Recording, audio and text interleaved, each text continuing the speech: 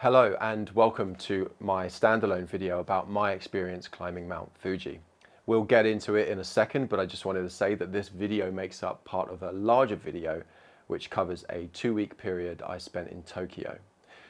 If you're interested in that, you can head over to that on my channel, but if you're exclusively here for Mount Fuji, you've come to the right place.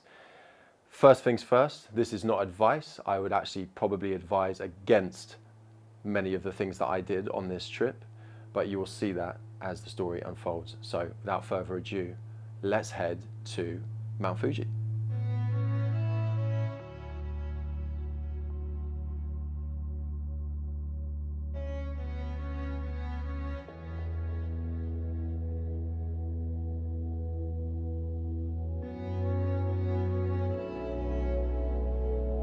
I haven't seen many mountains, but I have to say that Fuji is striking. I spent the evening gathering what I thought would be necessary supplies that consisted mostly of donuts and hydration sachets, and got a good night's sleep.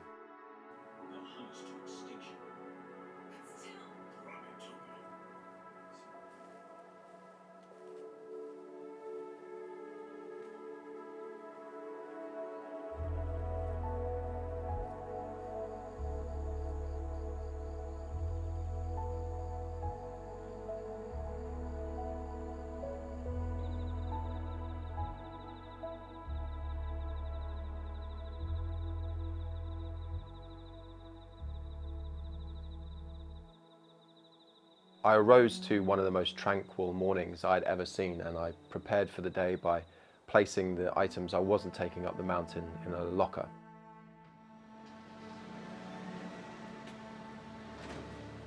I paid an astonishing 85 English pounds for a 15 to 20 minute taxi ride to get me to the start of the mountain.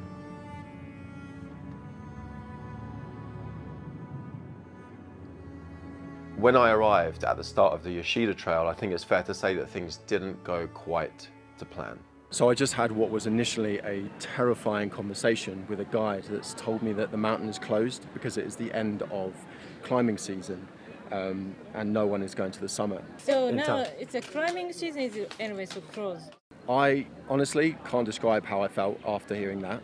I didn't really know what to think. I was like, well, I've come halfway around the world and this is it, you know. I looked up online and apparently you can climb the mountain out of season. I'll come across signs that say the mountain is closed, but that is just a way of warning all the climbers that they are undertaking this at their own risk.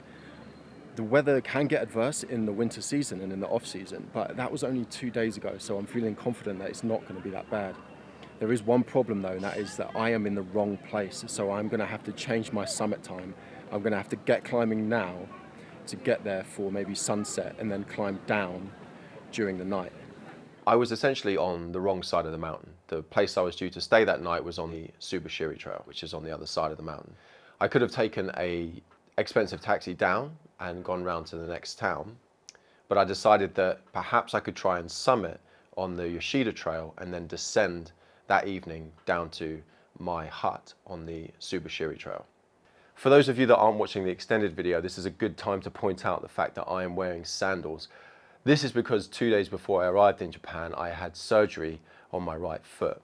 I was determined, however, to make it to the summit in those sandals. It was quite a funny moment when I was having a discussion with the mountain guides in which I heard someone over my left shoulder exclaim, 追っていくよっていうのは現実的じゃないですよね。 Once I'd overcome the initial shock of hearing that the mountain was closed, I started my climb.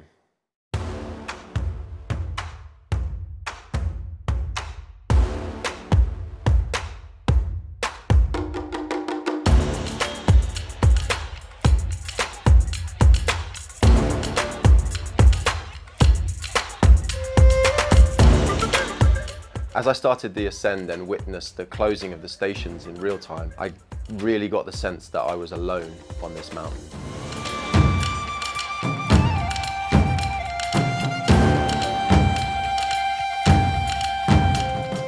This climb has really taken me by surprise. There's parts to it that are a real steep, rocky scramble.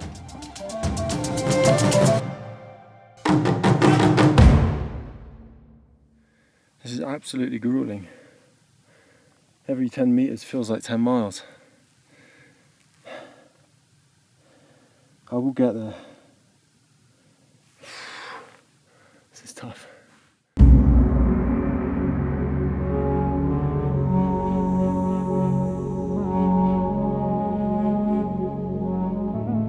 So here is where it ends for me. The 9th station, 3,600 meters. This mountain has absolutely humbled me.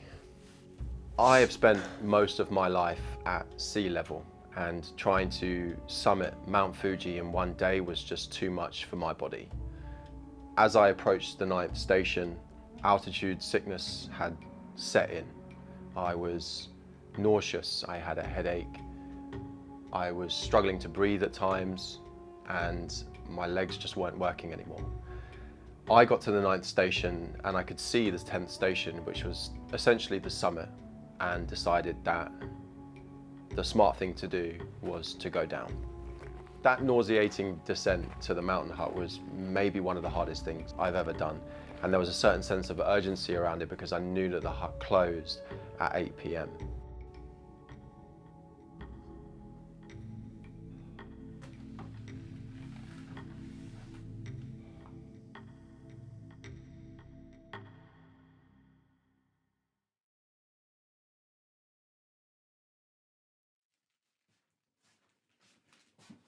When I awoke the next day, I really didn't think that I was going to attempt to summit.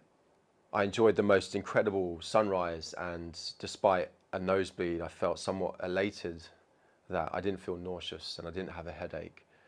And I thought to myself, these opportunities don't come around very often. I've traveled halfway around the world to get here. If I take my time, stop at the stations and rest, and have one last push, it's possible that I might be able to summit this mountain. So I threw my Tivas in my backpack, strapped on my Solomons, and I went for it.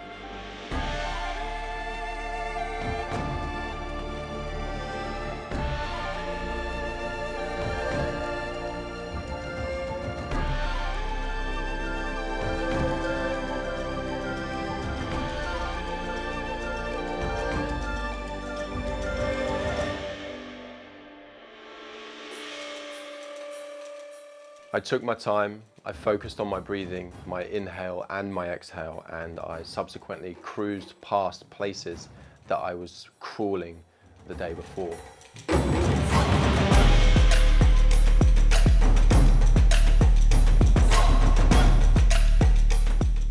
On my way up, I gained a climbing partner in the form of a young lad named Rex, who was visiting from Australia, and I think our conversations really helped make the climb much easier. At times it felt almost impossible that I could feel as good as I do on the second attempt, but sure enough, we pushed past Station 9, and there in front of me were the welcoming gates to the summit.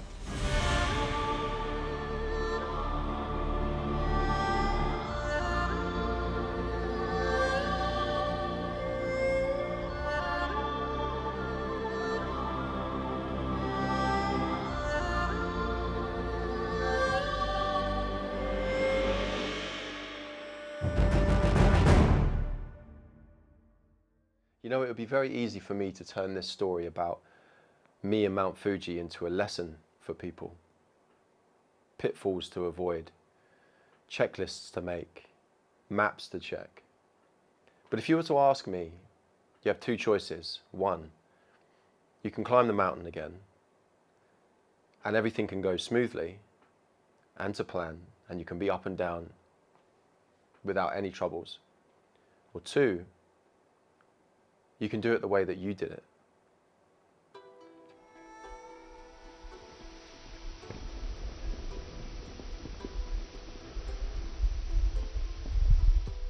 When you think about climbing a mountain, it's very easy to just focus on going up. But I'll tell you now, Mount Fuji's descent was exhausting in a very different way. 4 hours of switchbacks and gravel and skidding, which left me exhausted by the time we reached the base. When I got back down to the start of the Yoshida Trail, I was given a lift by Rex and his family back to Fuji Kawaguchiko, which was an absolute blessing. It was pissing with rain and I had no idea how I was going to get back otherwise. The next day I boarded a bus in Fuji Kawaguchiko and headed back into Tokyo City, feeling pretty accomplished. I hope that this little story about my experience on the side of Mount Fuji has entertained or inspired you guys in some way. If it has, don't forget to like and subscribe. With all that said, thank you so much for giving me your time and I appreciate you.